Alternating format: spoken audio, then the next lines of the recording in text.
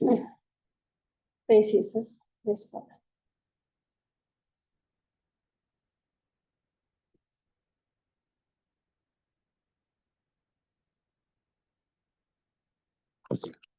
நன்றி தகப்பனே, நன்றி இயேசுவே. இந்த நாளுக்காக நன்றி. நன்றி அப்பா. கிறிஸ்துவுக்குள் எங்களோட அடையாளம் என்ன, இதை பத்தி எங்களுக்கு புரியும்படி சொல்லி கொடுக்கறதுக்காக நன்றி. நீதிமான், ரைச்சியஸ். ஒரு நீதிமானுக்கான அர்த்தம் என்ன? விசுவாசத்தினாலே நீதிமான் பிழைப்பான் அப்படின்னு வசனத்துல இருக்கு. இதை பத்தி எங்களுக்கு புரியும்படி சொல்லி கொடுக்கறதுக்காக நன்றி. ஆவியானவரே, பல நேரம் நாங்க நாங்க பழைய காரியங்களை குறிச்சு கவலைப்படுறோம். எங்களோட குற்றங்கள், எங்களோட மனக்கசப்பு, வெறுப்பு, ஒரு தவறான முடிவு செஞ்சதை நினைச்சு பல நேரம் நாங்க கவலைக்குள்ளாகிறோம். ஆனா நாங்க ஒண்ணும் மறந்துட்டோம். பழச நினைச்சு அந்த குற்ற உணர்வோட வாழணும்னு விரும்புறது சேட்டன் தான். அந்த குற்ற மனப்பான்மையில இருந்து எப்படி வெளியே வர்றது? கடவுளுக்குள் நான் நீதிமான கருதப்படுறேன். இதை பத்தி எல்லாம் எங்களுக்கு புரியும்படி சொல்லி கொடுக்கறதுக்காக நன்றி. ஆவியானவரே, இந்த டீச்சிங் வழி நடத்துறது நீங்க.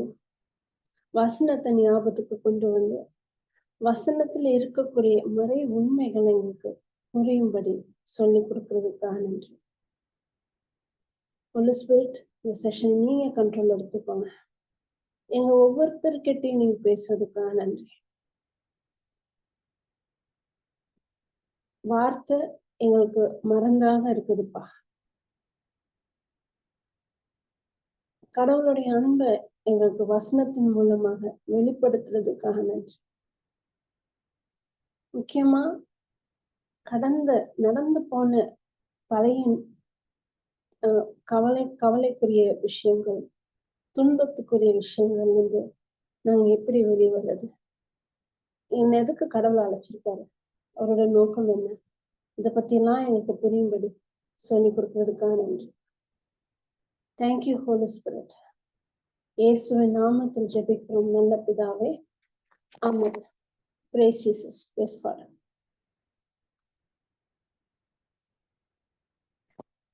நேற்று நான் சொன்னேன், சேட்டன் ஆதாம் காலகட்டத்திலும் சரி, இயேசுவை சோதிக்கும் போதும் சரி, நம்மளை சோதிக்கும் போதும் சரி, எப்படி சோதிப்பான் அப்படின்னா நம்மளோட அடையாளத்துல கேள்வி கேட்கிறது.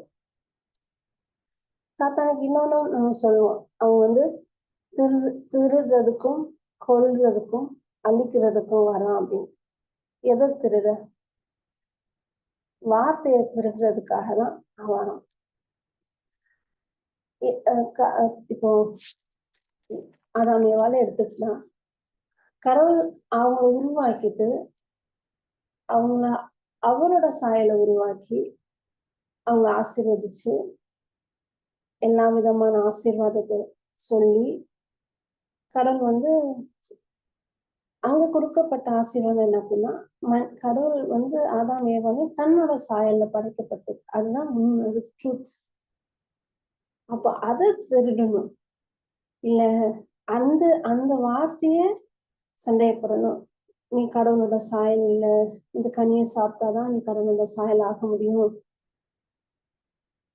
எதை திருட வரான்னா, நம்மளுக்கு கொடுத்த அந்த ப்ராமிஸை திருடுறதுதான் சேட்டனோட டார்கெட். அதே மாதிரி இயேசு கிறிஸ்து கிட்ட வரும்போது நம்ம பார்க்கலாம், ஜான் த பேப்டிஸ்ட் இயேசு கிறிஸ்துக்கு ஞானஸ்தானம் கொடுக்கும்போது ஒரு குரல் கேட்கும், கடவுளோட வார்த்தை, இதோ என் மகன்.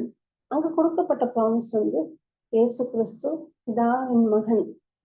அப்ப அங்க சோதனை 40 நாள் உபவாசம் இருக்கும்போது இயேசுக்கு நடந்த சோதனை என்ன? அந்த வார்த்தையே சந்தேகப்படணும். நான் கடவுளோட மகன் தானே, மகனா, நான் இதை ப்ரூவ் பண்ண எப்படி இருக்கும்?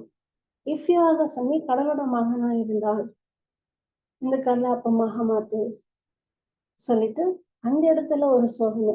அந்த சோதனை எதை தருவதற்காக?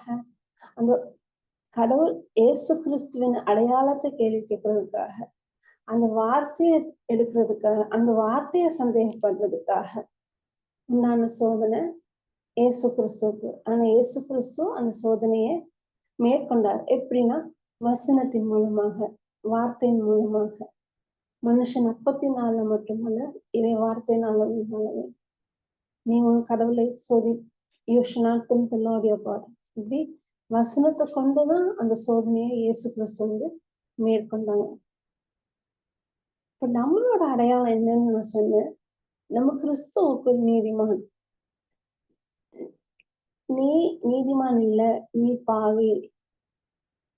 அததான் பிசாசு நமக்கு வரக்கூடிய சோதனை.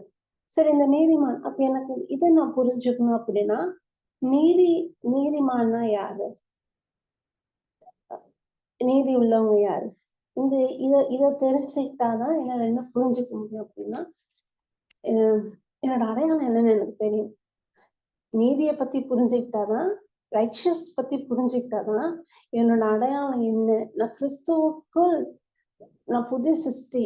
அந்த அடையாளத்துக்கான அர்த்தம், அந்த அடையாளத்துக்கான ஆழமான உண்மை எனக்கு தெரியும். இந்த அடையாளம் எனக்கு தெளிவா தெரிஞ்சிட்டாலே போதும், நிறைய விஷயங்களை நம்ம மேற்கொள்ளலாம். இதை பத்தி நம்ம பார்த்ததுக்கு அப்புறமா நான் ஒரு கொஸ்டின் வச்சேன். அநேகமா நான் அதை அடுத்த வீக்கு தான் born again ஆனதுக்கு அப்புறம் ஏன் நம்ம பாவத்துல விழுறோம்? பாவ சுபாவம் எனக்குள்ள கிடையாது, ஆனா ஏன் நான் பாவத்துல விழுறேன்? சரி, இந்த ரைச்சியஸ்னஸ் பாத்தீங்கன்னா 2 டைப் இருக்கு. ஒண்ணு வந்து செல்ஃப் ரைச்சியஸ்னஸ், ஒண்ணு வந்து காட்ஸ் ரைச்சியஸ்னஸ். சுயநீதி, கடவுளின் நீதி. சுயநீதி, இப்ப நீதின்ற வார்த்தை எடுத்துக்கிட்டாலே ஒரு நீதிமான் அப்படின்னா யார சொல்லுவோம்? இருக்கக்கூடிய எல்லா சட்ட திட்டங்களையும் ஒழுங்காக கடைபிடிக்கிறவங்கள நீதிமான் சொல்லுவோம். அப்போ செல்ஃப் ரைச்சியஸை எப்படி சொல்லுவோம்? நான் இதை செஞ்சேன், நான் அதை செஞ்சேன், நான் எல்லா கட்டளையும் கடைபிடிச்சேன், அது என்னோட செயலை சார்ந்து. அதுதான் செல்ஃப் ரைச்சியஸ்னஸ். நான் நேத்தே சொன்னேன், செல்ஃப் ரைச்சியஸ்னால ஒரு மனுஷன் வந்து முழுமையாக அந்த பெர்ஃபெக்ஷனிஸ்டா வாழ முடியுமானா வாழ முடியாது. எனக்கு நன்மை செய்ய தெரிஞ்சதும் நான் செய்யலைன்னா நான் பாவிதான். நான் எல்லா கட்டளையும் கடைபிடிச்சு ஒரு கட்டளையும் நான் மீறினாலும் நான் பாவிதான். அப்ப யாருமே வந்து செல்ஃப் ரைச்சியஸா கடவுளின் நீதியை வந்து பெற முடியும்னா முடியாது. இப்போ பழைய உடன்படிக்கை, பழைய கட்டளை, கடவுள் கொடுத்த அந்த சட்டங்கள், சட்ட திட்டங்கள். இப்போ புதிய உடன்படிக்கை வந்து கிருபைக்குரியது. பழைய உடன்படிக்கை வந்து கட்டளையை கடைபிடிக்கணும். அப்போ பழைய ஏற்பாட்டுல இருக்கிற கடவுள் கொஞ்சம் ஸ்ட்ரிக்ட். புதிய ஏற்பாட்டுல அவருடைய மகனாகிய இயேசு கிறிஸ்து மூலமாக கிடைச்ச கிருபை வந்து அவர் வந்து கொஞ்சம் பொறுமை நம்மளை பொறுத்துட்டு இருக்காரு. கடவுள் ஏன் இந்த சட்ட திட்டங்களை கொடுத்தாங்க? Praise Jesus. Praise God. Hallelujah. சட்ட திட்டங்கள்ல கடைபிடிக்கிறவன் வந்து எல்லா சட்டத்தையும் பெர்ஃபெக்டா கடைபிடிச்சுட்டா அவன் நீதிமான் தான். ஆனா அப்படி யாராலையும் வந்து ஒரு பெர்ஃபெக்ட் ரைச்சியஸா இருக்க முடியும்னா முடியாது. இயேசு கிறிஸ்து இந்த பூமிக்கு வந்த காலகட்டத்திலையும் இப்போ ஒரு லூக்கா சுவிசேஷம் 18வது அதிகாரத்துல இருக்கு.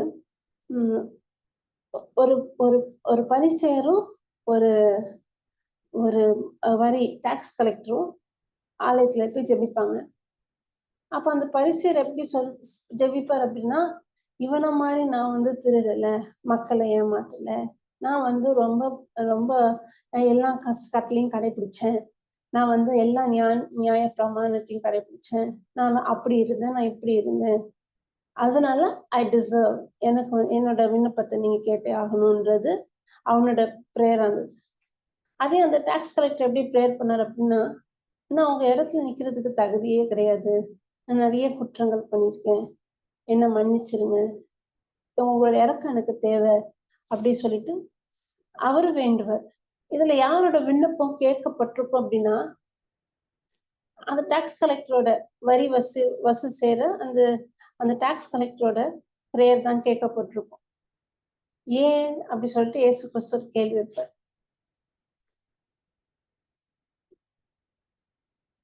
இவன் கடவுள் சந்நிதியில வந்தாலும் கடவுளோட இரக்கத்தை நாடல, மாறாக தன்னோட செயலை நம்பி தன்னை நம்பிதான் மண்டாடுறாரு.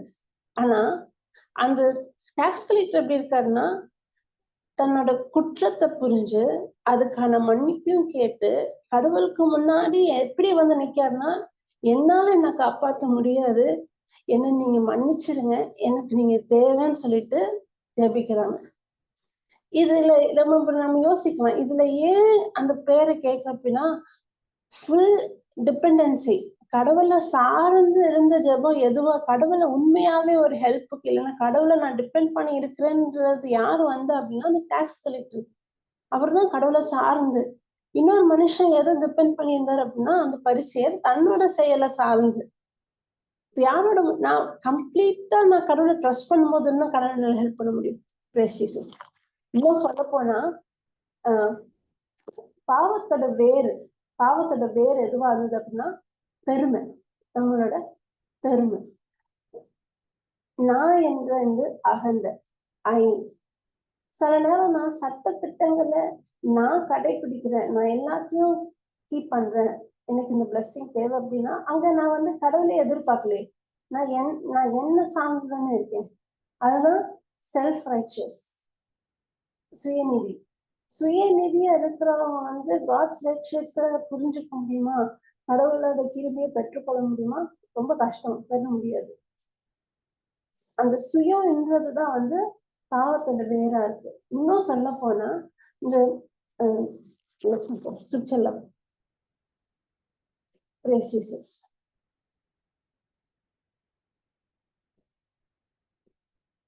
ரோமர் புத்தகம் 1ஆம் அதிகாரம்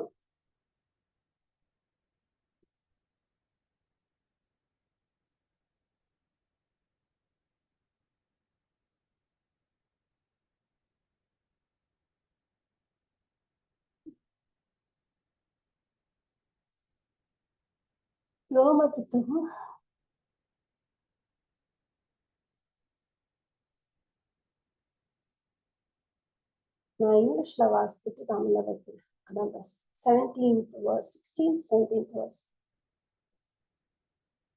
Praise Jesus. அனு அக்கா கேக்குதுல? கேக்குதுங்கக்கா. தமிழ்ல வாசிக்க முடியுமா? இங்கிலீஷ்லயாக்கா? தமிழ்ல வேணா வாசிக்கிறேன். தமிழ்ல போடுறேன். அதுக்கு முன்னாடி நான் இந்த ஸ்கிரிப்சர் போறேன்.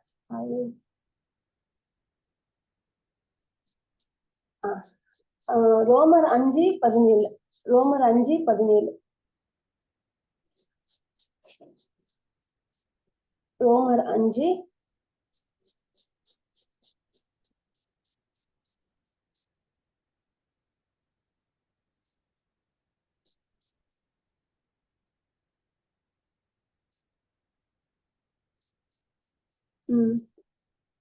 17.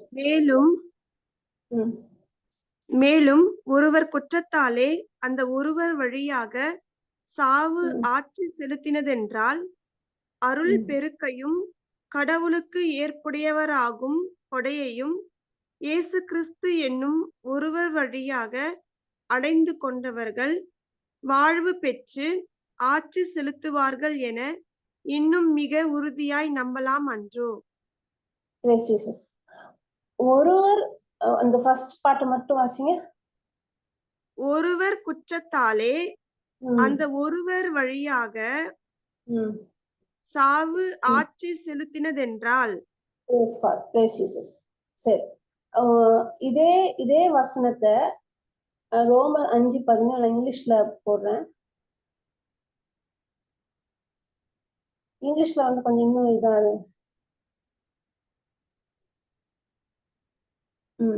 ரைச்சஸ்னஸ்ன்ற வார்த்தை இருக்கு. எனக்கு அங்க தமிழ்ல அப்படி கிஃப்ட் ஆஃப் ரைச்சஸ்னஸ், அங்க அருள்ன்றதுல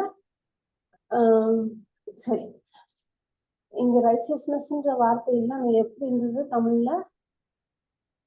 கடவுள் இயேசு கிறிஸ்து என்னும் ஒருவர் வழியாக அடைந்து கொண்டு வாழ்வு பெறும் ஆட்சி, இப்படி இருக்குன்னு வாழ்வு பெறும் ஆட்சின்னு இருக்கு.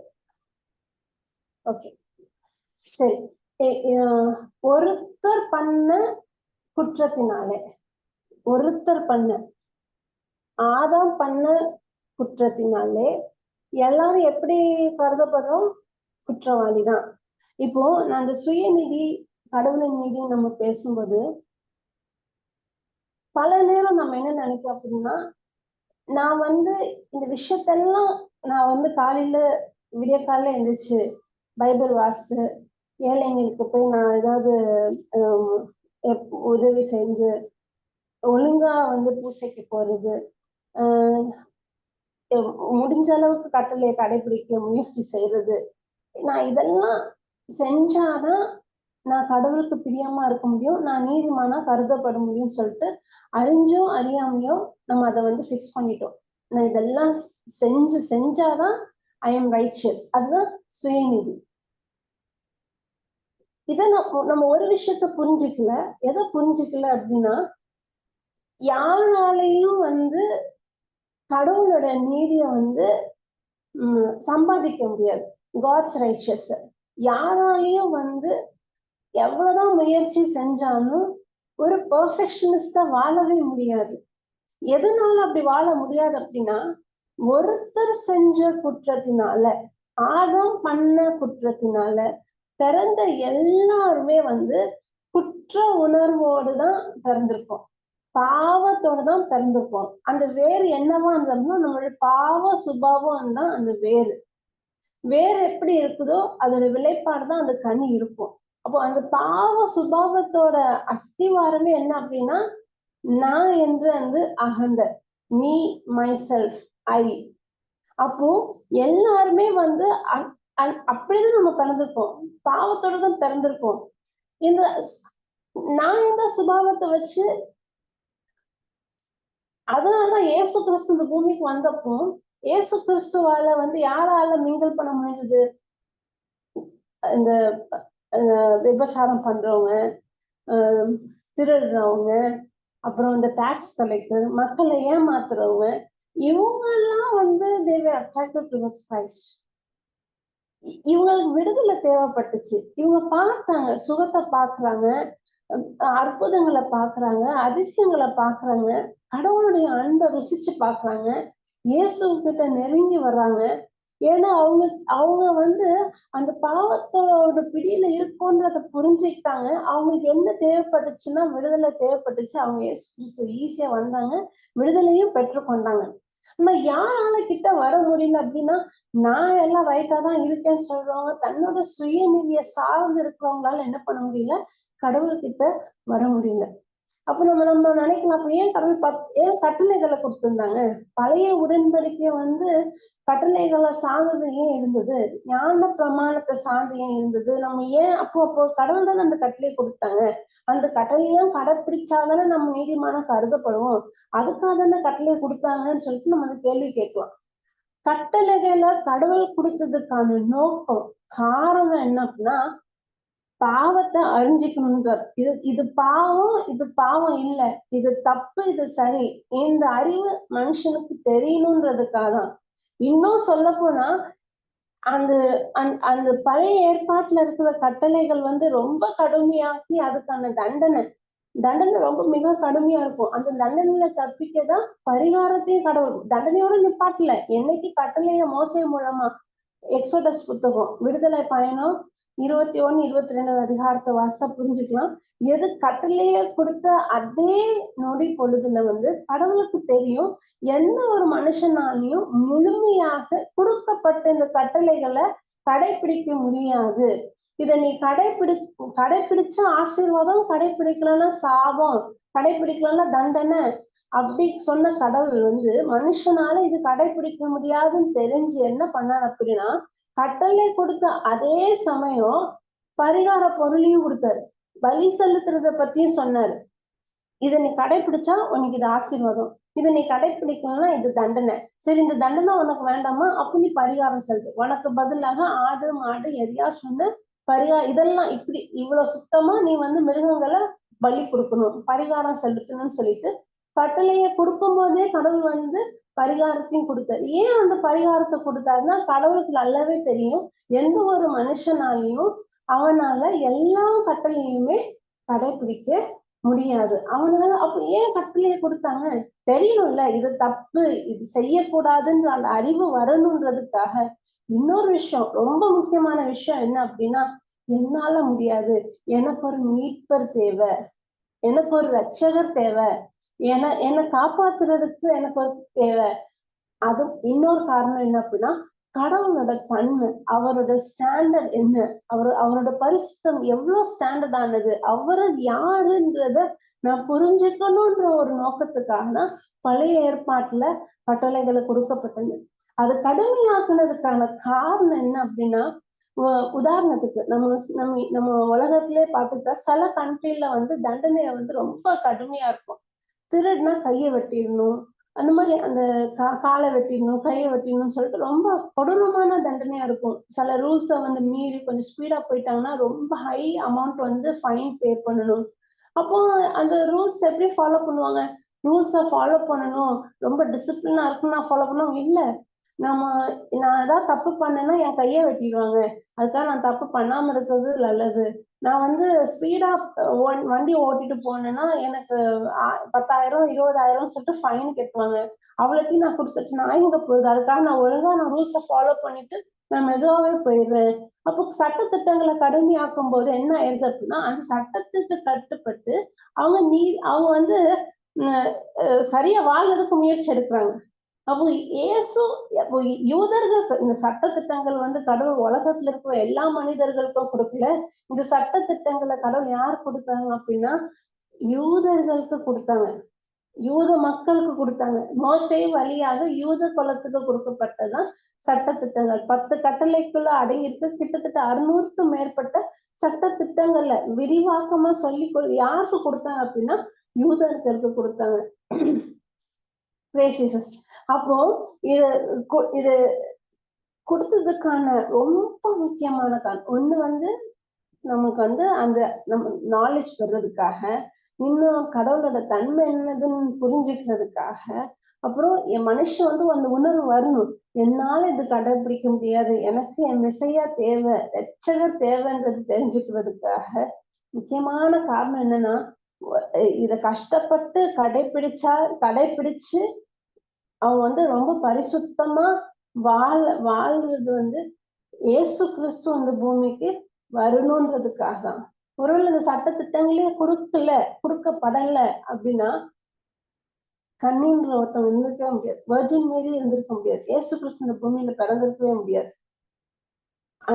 அந்த காங்கிரிகேஷனை செக்ரிகேட் பண்ணி அவங்கள பராமரிச்சு அவங்களுக்கு சட்டத்திட்டங்களையும் கொடுத்து ஒரு இனத்தை பாதுகாத்துக்கிட்டே வந்ததுக்கான நோக்கம் என்னவா இருந்தது அப்படின்னா, மெசையா அந்த பூமிக்கு உலகத்துல இருக்கிற எல்லா மக்களையும் பாவத்துல இருந்து காப்பாத்தணுன்றதுக்காக தான் பழைய ஏற்பாட்டுல கொடுக்கப்பட்ட சட்ட திட்டங்கள்.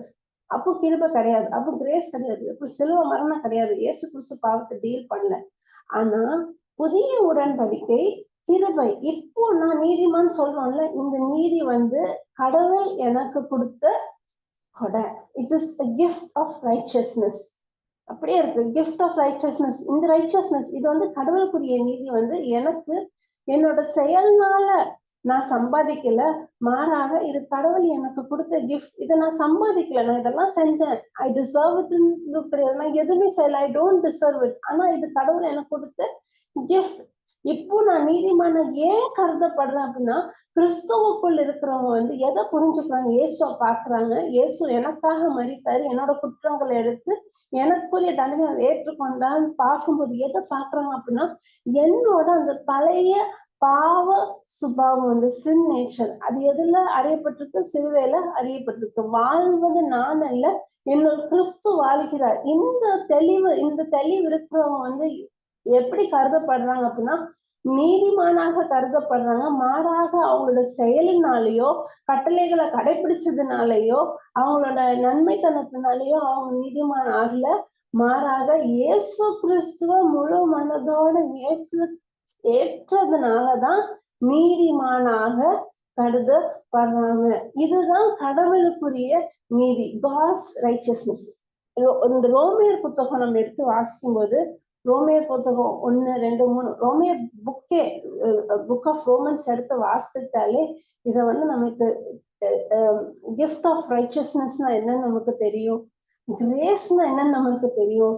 கிரேஸ நான் பெற்றுக்கொண்டு எப்படி நான் திரும்பி பாவம் செய்யாம பரிசுத்தமா எப்படி வாழ்றதுன்னு தெரியும். Praise Jesus, praise God. Book of Romans எப்படி சொல்றது, அது பவுல் ரொம்ப தெளிவாக எக்ஸ்பிளைன் பண்ணியிருப்பார். நிறைய விஷயங்கள் எக்ஸ்பிளைன் பண்ணியிருப்பார். Praise Jesus. நம்ம என்ன நினைச்சிருப்போம் அப்படின்னா, பழைய ஏற்பாட்டுல கடவுள் சட்ட திட்டங்கள்ல கொடுத்தாதான் இது குற்றம் இல்லைன்றது மனுஷனுக்கு தெரியும். பாவத்தோட அறிவு சட்ட திட்டங்கள் மூலமா தெரிஞ்சுது. என்னோட கேள்வி என்னன்னா, சட்ட திட்டங்களே இல்லாத, இப்போ இந்த 10 கட்டளைய பத்தி கேள்விப்படாத மக்கள், பிற இனத்தார், பிற மதத்தை சேர்ந்தவங்க, இந்த கட்டளையே தெரியாது. 10 கமெண்ட்மெண்ட்ஸ் தான் என்னன்னே தெரியாது. அவங்க கிட்ட போய் திருடுறது பாவமான்னு கேட்டா பாவம் ஒத்துக்கணும். திருடுறது பாவம், கொலை செய்யறது பாவமும், அவன் பாவம். மத்தவங்க பொருளுக்கு ஆசைப்படலாமா? ஆசைப்படக்கூடாது.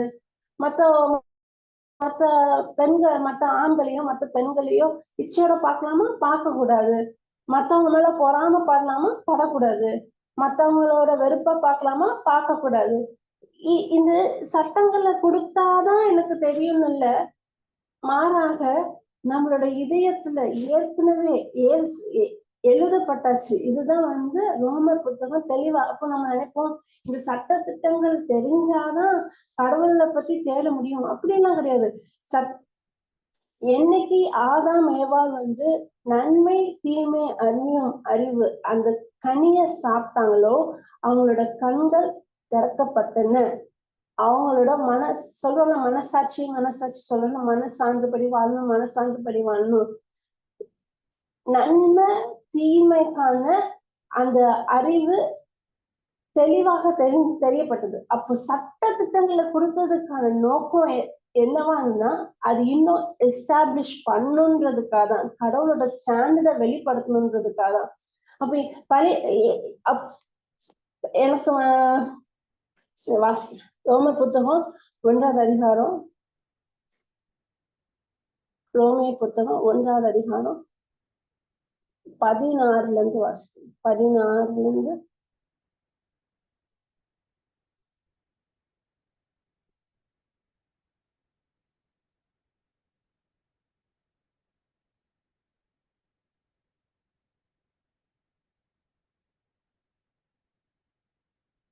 நான் இங்கிலீஷ்ல பார்த்துட்டு தான் பிரேசியஸ்.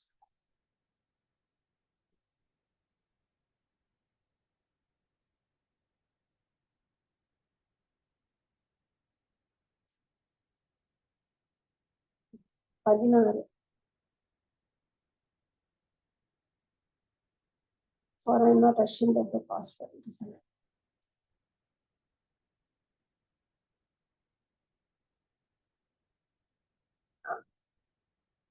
16ல இருந்து வாசிக்க முடியுமா? 16ல இருந்து வாசிக்க முடியுமா?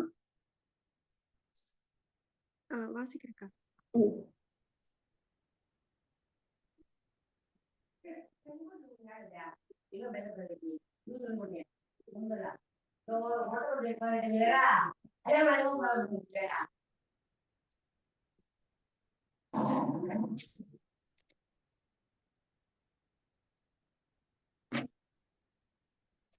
நீங்க போடுறீங்களா இல்ல என்னுடைய பைபிள் இருந்து வாசிக்கவாக்கா?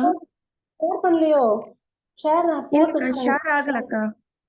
சாரி நான் ஷேர் பண்ணிட்டு நினைச்சிட்டேன். சாரி ஓகே, ஷேர்ல இருக்குன்னு நினைச்சிட்டு நான் பார்த்துட்டு வந்துட்டா.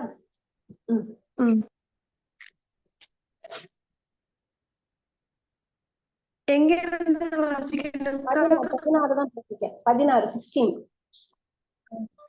நற்செய்தியை முன்னிட்டு வெட்கப்பட மாட்டேன், ம் ஏனெனில் அதுவே கடவுளின் மீட்பளிக்கும் வல்லமை.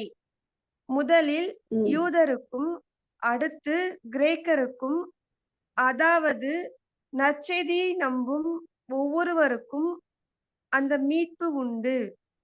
ம் ஏனெனில் நேர்மையுடையோர் தம் நம்பிக்கையால் வாழ்வு அடைவர் என மறைநூலில் எழுதியுள்ளது அல்லவா? சரி, எப்படி?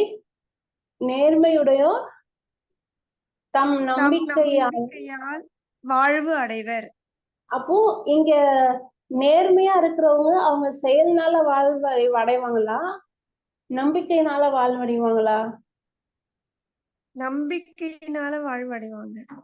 ஆஹ் விசுவாசத்தினாலே நீதிமான், விசுவாசத்தினாலே நீதிமான் பிழைப்பான் வசனம் இருக்கா? இதுவும் that is related to this. நேர்மையுடையோர் எப்படி வாழ்வாங்க? நம்பிக்கையாலே வாழ்வடைவார். சரி, வாசிங்க. இவ்வாறு மனிதரை தமக்கு ஏற்புடையவராக்கும் கடவுளின் செயல் நற்செய்தியில் வெளிப்படுகிறது. தொடக்கம் முதல் இறுதி வரை இந்த செயல் நம்பிக்கையின் அடிப்படையில் தான் நிகழ்கிறது. நம்பிக்கை. இறை பற்றி இல்லா மனிதர்களின் எல்லா வகையான நெறிக்கேடுகளின் மீதும் கடவுளின் சினம் விண்ணினின்று வெளிப்படுகிறது. ஏனெனில் இவர்கள் தங்கள் நெறிக்கேட்டினால் உண்மையை ஒடுக்கி விடுகின்றார்கள். கடவுளை பற்றி அறியக்கூடியதெல்லாம் அவர்களுக்கு தெளிவாக விளங்கிற்று. அதை கடவுளே அவர்களுக்கு தெளிவுறுத்தி இருக்கிறார். ஏனெனில் கண்ணுக்கு புலப்படா கடவுளை பற்றி அறியக்கூடியதெல்லாம் அவர்களுக்கு தெளிவாக விளங்கிற்று. அதை கடவுளே அவர்களுக்கு தெளிவுறுத்தி இருக்கிறார். எதை பத்தி பேசுறாங்க? இறை பற்று இல்லா மனிதர்களின், அப்படிதானே? அப்ப இறை பற்றுனா கடவுளை தெரிஞ்சுக்காத மனுஷங்களுக்கே தெரியும். கடவுளை பத்தி நான் இங்கிலீஷ்ல வாசிக்கிறேன், பாக்குறேன். கடவுளை பத்தி தெரியாத for the wrath of God. 18. For the wrath of God is revealed from heaven against all ungodliness and unrighteousness of men who holds the truth in their unrighteousness. இப்போ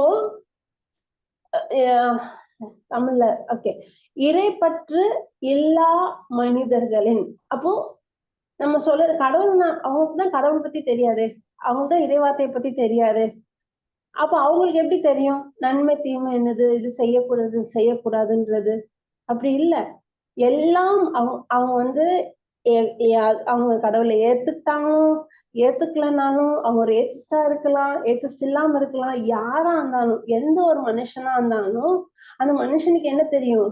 இது சரி, இது தப்பு, இது செய்யணும், இது செய்யக்கூடாது. இது அவனுடைய இதயத்துல ஏற்கனவே எழுதப்பட்டாச்சு. அப்ப யாருமே என்ன சொல்ல முடியாது, எனக்கு தெரியாது அதனால. அப்படிலாம் இல்ல, எல்லாருக்குமே தெரியும் இது குற்றம், இது சரி, இது தப்புன்னு. அப்ப ஏன் அப்போ ஏன் இந்த குற்றத்தை செய்யறாங்க அப்படின்னா, ஏன்னா அதான் மனுஷனோட சுபாவம். That is the fallen human nature. மனுஷனோட பாவ சுபாவத்தோட விளைவுதான் அந்த பாவங்கள். அப்ப மனுஷன் அதனாலதான் எந்த ஒரு மனுஷனா இருந்தாலும் சரி, கடவுளை உண்மையாவே தேடும் போது கடவுள் தன்னை வெளிப்படுத்துவாரு. எனக்கு மீட்பர் தேவை, என்னை யாராவது காப்பாற்ற மாட்டாங்களா? இப்போ இந்த நற்செய்தி கூட நம்ம அறிவிக்கும் போது, இப்போ நான் எடுத்துக்கிறேன், என்னோட உதாரணத்தை நான் எடுத்துக்கிறேன். 26 வயசுக்கு அப்புறம் தான் நான் மனம் மாறினேன். அப்படின்னா 26 வயசுக்கு அப்புறம் தான் எனக்கு உண்மை தெரிய வந்ததா? அப்படிலாம் கிடையாது. 10 வயசுலயே தெரியும் கடவுள் இருக்குன்னு தெரியும். ஆனா என்னோட இதயத்தை நான் எப்படி பண்ணிட்டேன் அப்படின்னா, நான் ஹாரன் ஆக்கிக்கிட்டேன். நான் கேட்கிற விஷயங்கள்னால ரொம்ப ரிபெலியஸாவே இருந்தேன், ஏத்துக்க முடியல. அது வந்து நான் வந்து என்னோட நீதி, என்னோட ரைச்சியஸ்னஸ் சார்ந்தே நான் வாழ்ந்தேன்.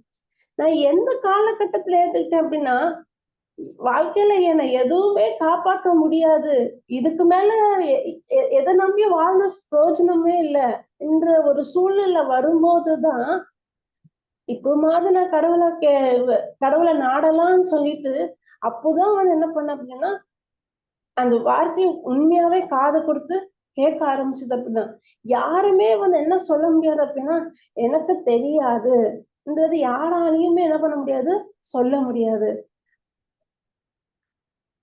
நம்மளுடைய அது அது கடவுளை பற்றி அறியக்கூடிய 19 வாசிங்க. கடவுளை பற்றி அறியக்கூடியதெல்லாம் அவர்களுக்கு தெளிவாக விளங்கிற்று. யாரு அதை கடவுளை அவர்களுக்கு தெளிவுறுத்தி இருக்கிறார். யார் அந்த அவங்க? அவங்களுக்கு தெளிவாக கடவுளை பற்றி அறியக்கூடியதெல்லாம் அவர்களுக்கு தெளிவாக விளங்கிற்று. யார் அந்த அவர்கள்? இறைப்பற்று இல்லா மனிதர்கள். அப்ப இறைப்பற்று இல்லா, கடவுளை பத்தி எல்லாம் தெரியும், தெரிஞ்சிருந்துமே எப்படி மனுஷன் என்ன இருக்கு அப்படின்னா, கடிந்து கொள்றாங்க. Hard and heart.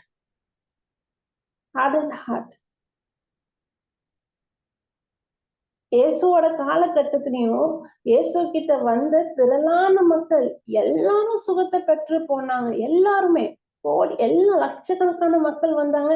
ஒருத்தர் நிறைய இடத்துல எழுதப்பட்டிருக்கு, எல்லாருமே வந்து ஹீலிங் ரிசீவ் பண்ணி போனாங்க. கொஞ்சம் யோசிச்சு பார்ப்போம். அதே மக்கள் தான் இவரை சிலுவையில அறையும் அந்த ஹீலிங்க பெற்றவங்களே அறையும் சொன்னாங்க. எப்படி மனுஷனோட இதையும் அந்த அளவுக்கு கல் நெஞ்சமாச்சு?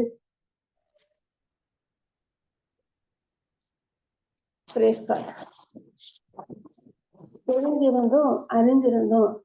அப்ப பவுல் வந்து இந்த எக்ஸ்பிளனேஷன் எதுக்கு கொடுக்குறாரு அப்படின்னா, இந்த நீதியை பத்தி, நீதிமான்னா யாரு, நீதினா என்ன, சுயநீதி, கடவுளின் நீதி, இதுக்கு இருக்கக்கூடிய வித்தியாசம் என்ன, இத புரிஞ்சுக்கிட்டாதான் வந்து என்னோட கிறிஸ்துவுக்குள் என்னோட அடையாளம் என்னன்றது புரிஞ்சுக்க முடியும். நான் செல்ஃப் ரைச்சஸா நான் இதை செஞ்சேன், நான் அதை செஞ்சேன், நான் வந்துட்டாலே அது வந்து that is the root for sin. அதுதான் பாவத்தோட வேறே. அந்த நான் என்றது வந்து ஒளிந்து போகணும். அந்த நான் என்றது வந்து சிலுவையில அறையப்படணும். எனக்கு நான் அதனாலதான் ஒரு அவர் வந்து இயேசு கிறிஸ்து, பணக்கார வாலிபர் வந்து இயேசு கிறிஸ்து கிட்ட வரும்போது, மோட்ச ராஜ்யம் அடையிறதுக்கு என்ன செய்யறது கேள்வி கேட்கும்போது, நீ கட்டளைய கடைப்பிடி, நான் சிறு பிராயத்துல இருந்து எல்லா கட்டளையும் கடைபிடிக்கிறேன் சொல்லும் போது, இயேசு வந்து தன்னை புரிய வைக்கணும். உன்னால ஒரு கட்டளையுமே கடைபிடிக்க முடியாது, முதல் கட்டளையே கடைபிடிக்கிறது கஷ்டம், அதை புரிய வைக்கணும்ன்றதுக்கு. அது அப்படியா, எல்லாத்தையும் கடைபிடிக்கிறேன், அப்படி இருக்கிறதெல்லாம் வித்து என் பின்னாடி வா சொல்லும் போது அவர் கடிந்து கொண்டார். இயேசு கிறிஸ்து கிட்ட வந்து ஒருத்தர் மட்டும்தான் அப்படி ரொம்ப சோர்ந்து துக்கப்பட்டு போனது, அந்த ஒருத்தர் மட்டும்தான். ஏன்னா அவரால் முதல் கட்டளையே கடைபிடிக்க முடியல. அவருடைய கடவுள், நான் ஒருவனே தேவன், என்னை தவிர வேற கடவுள் கிடையாதுன்னு சொன்ன அந்த முதல் கட்டளையே அவர் மீறிட்டாரு. அவருக்கு அவரோட பணம், ஆஸ்தி, அவரோட உழைப்பு, அவரோட அந்தஸ்து தான் தெய்வமா இருந்தது. அதை விட்டுட்டு என்னால வர முடியாது. அப்ப மனுஷனால முதல் ஒரு கட்டளையை கடைபிடிக்கிறதே கஷ்டம். ஒவ்வொரு கட்டளையில இருக்கக்கூடிய ஆழமான அர்த்தத்தை எடுத்துக்கிட்டாலே யாராலையும் எந்த ஒரு கட்டளையும் கடைபிடிக்க முடியாது. அந்த உணர்வு வரும்போதுதான் நான் என்ன நினைக்கிறேன், ஐயோ எனக்கு மீட்பு என்னால முடியலப்பா, எனக்கு நீங்க தேவை, என்னை காப்பாத்துங்கன்னு சொல்லிட்டு என்னால முடியாது. அங்க நான் என்றது சாகடிக்கப்படுது. கிறிஸ்து எனக்கு நீங்க தேவை. இந்த உணர்வு வரும்போதுதான் கிறிஸ்துவோட வல்லமையும் ஆட்களும் நமக்குள்ள வெளிப்படும். Praise Jesus, praise God.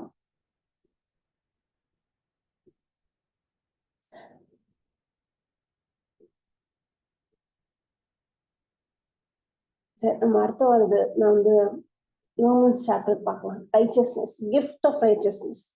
அப்போ யாரால எப்படி வாழ முடியாது அப்படின்னா, சுயநீதியா வாழ முடியாது.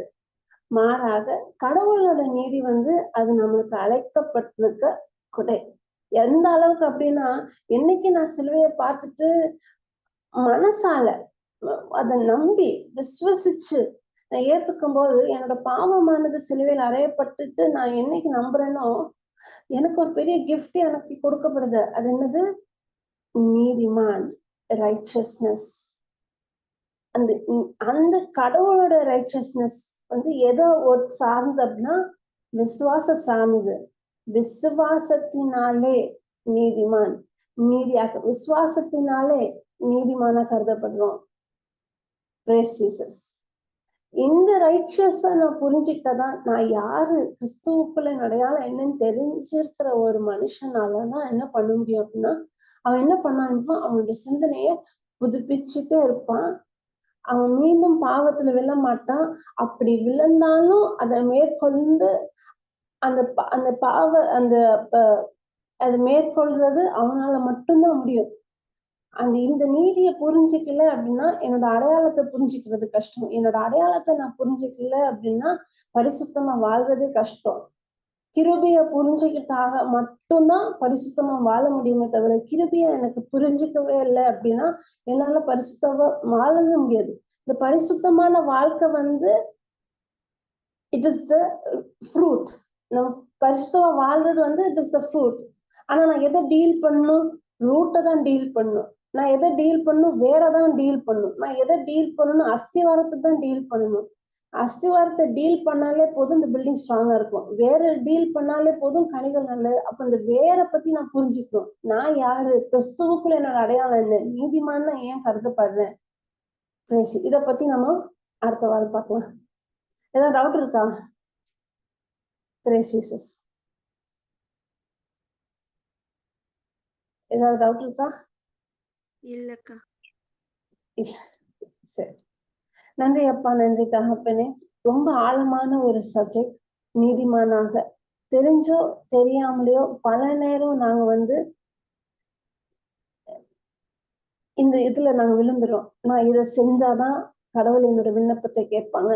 நான் உபவாசம் இருந்தாதான் கடவுள் நான் நேரம் நாங்க வந்து உங்களுடைய நீதியை நாங்க சம்பாதிக்கிறதுக்கு முயற்சி செய்யறோம். எங்களோட செயல்கள் மூலமாக எங்களை சார்ந்து எங்களை டிபெண்ட் பண்ணி. ஆனா கிருபைய புரிஞ்சுக்கணும் அப்படின்னா நாங்க இதை புரிஞ்சுக்கணும். தகப்பனே, வாழ்வது நான் அல்ல, நான் என்று அந்த அகந்த சிறுவையில் பட்டாச்சு. கிறிஸ்துவுக்குள் நான் ஒரு புதிய சிருஷ்டிய கருதப்படுறேன்னு சொல்லிட்டு இந்த ஆழமான உண்மையை வரும் நாட்கள்ல இன்னும் அதிகமாக எங்களுக்கு புரியும்படி சொல்லி கொடுக்கறதுக்காக நன்றி தகப்பனே. கிருபையின் சுவிசேஷத்தோட வேறு, கிருபையின் சுவிசேஷத்தோட அர்த்தம், அதோட விளைவு, எப்படி கடவுளுக்குரிய பரிசுத்தமான வாழ்க்கை வந்து எங்களோட சொந்த முயற்சி இல்லாம இந்த அறிவு, இந்த மனநிலையில வரக்கூடிய மாற்றம், சிந்தனையில வரக்கூடிய மாற்றம் வந்து எங்களை ஒரு பரிசுத்தமான வாழ்க்கையை நோக்கி கூட்டிட்டு போறது. இதை பத்தியெல்லாம் எங்களுக்கு வரும் நாட்களை சொல்லி கொடுப்பதற்காக நன்றி தகப்பனே. அது மட்டும் இல்லாம எங்களோட வாழ்க்கை, எங்களோட வாழ்க்கை, எங்களோட சன்னதி, எங்களோட பிள்ளைங்க அவங்களோட லைஃப்லயும் அது ரிஃப்ளெக்ட் ஆறதுக்காக நன்றி தகப்பனே. நன்றி இயேசுவே. இன்னும் ஆழமாக உங்களுடைய அன்பை எங்களுக்கு வெளிப்படுத்துறதுக்காக நன்றி. இயேசுவின் நாமத்தை ஜெபிக்கிறோம் நல்ல பிதாவே. ஆமென். Praise Jesus. Praise God.